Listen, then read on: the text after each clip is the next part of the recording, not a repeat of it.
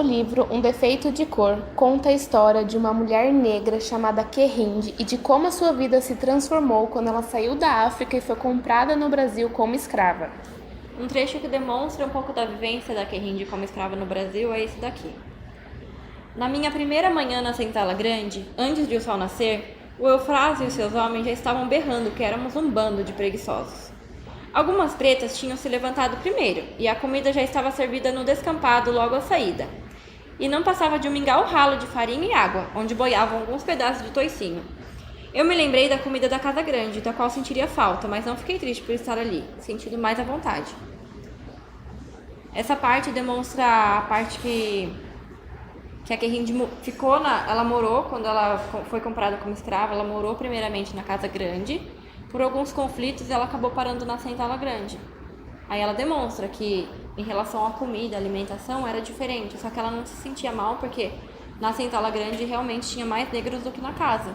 Dali ela se sentiu mais à vontade.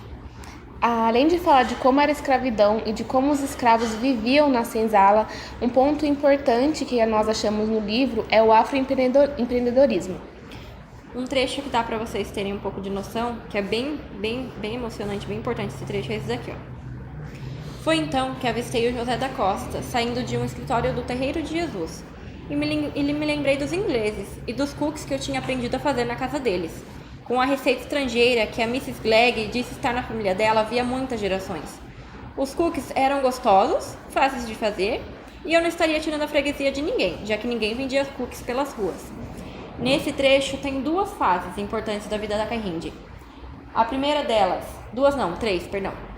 a primeira delas, que ela fala da casa da Mrs. Glegg, é quando ela foi alugada para essa casa de ingleses, ela virou uma escrava de aluguel, daí ela é alugada para esses ingleses e lá ela aprende a fazer o cookies.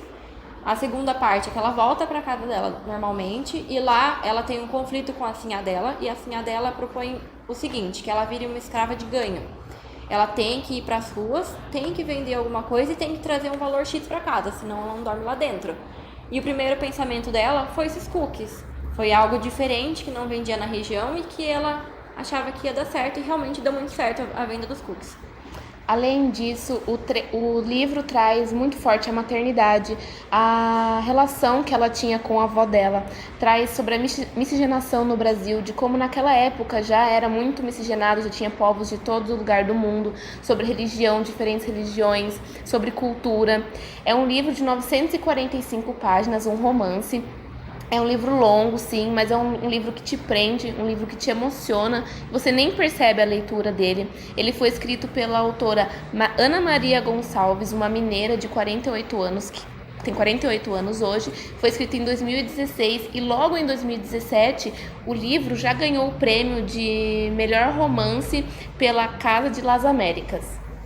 E se temos uma recomendação a fazer leia esse livro. Ele é muito importante, muitas ações, a história que conta realmente é bem da época mesmo, e é uma história que você não fica entediado de ler. É uma história que realmente você quer ler e você quer ver os acontecimentos, você quer saber o que foi que aconteceu naquela época que nós não éramos vivos, como que foi essa transição dos escravos, como foi a vida real dos escravos, o que eles sofreram, o que eles passaram. Os reflexos que ficaram na vida deles depois que eles deixaram de ser escravos. É muito interessante a parte que ele trata depois que ela deixa de ser escrava, como que era a vida dela depois disso, os reflexos que ficaram nela. Então é isso aí, leiam o livro, deem like, se inscrevam no canal aqui da Lígia, Influência da Leitura, tá? Se inscrevam aí que vai ter mais vídeos da galerinha da nossa sala. Valeu?